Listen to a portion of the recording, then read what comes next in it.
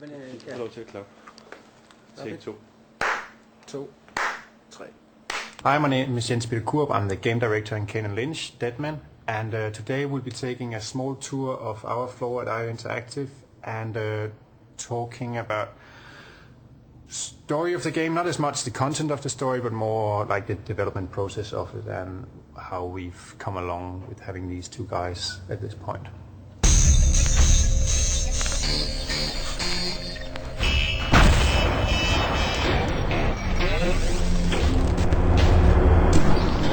Kane and Lynch isn't our first game. We've done a handful of Hitman games, and we've taken a lot of the grittiness from there and make it a little bit more mature and a little bit more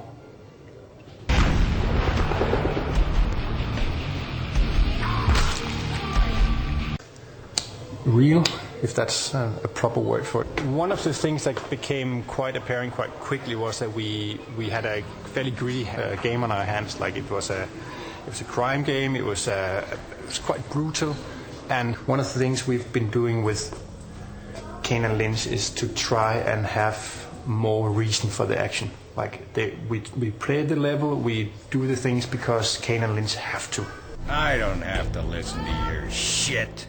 So even though we strive to make everything in the game matter to Kane and Lynch, historically we also always been a company that does scenario-based game design, which means that we really want this location, let's try and see if we can mold it. So a lot of our inspiration for the story is also that we say we would really like this bust out, we would really like this bank robbery, and if we could get out in this kind of violence. Like these are very early inspirational stuff that's very nice for when you work with a story to say this is where we would like to go. It also gives a very good indication of what people on the team likes to work with.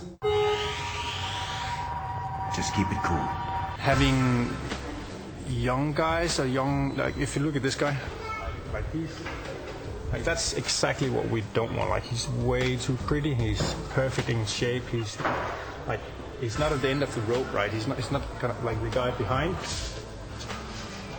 This is more the atmosphere that we've been looking for. Gritty characters that kind of fitted in the storyline we were looking for.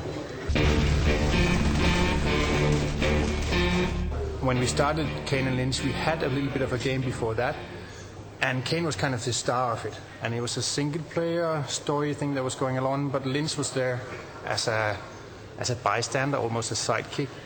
And he just kept popping into the story. Whenever we did a scenario, it was like, oh, it would be nice to have Lynch here, and why don't we use Lynch to bounce back on a dialogue or something like that. And then at one point it became quite apparent that the whole thing evolved around a kind of a body movie genre.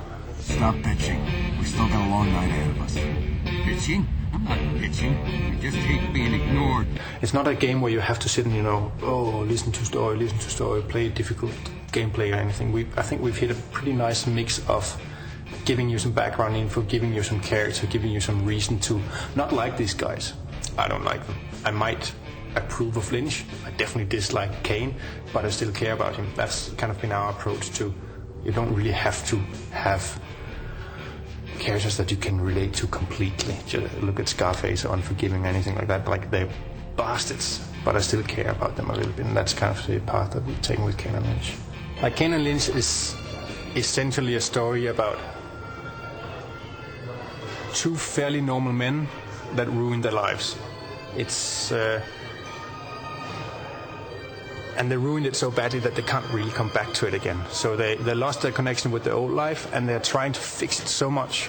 Like really trying to fix the trouble, but the harder they try, the worse they make it. And they're both in a situation where they always fail.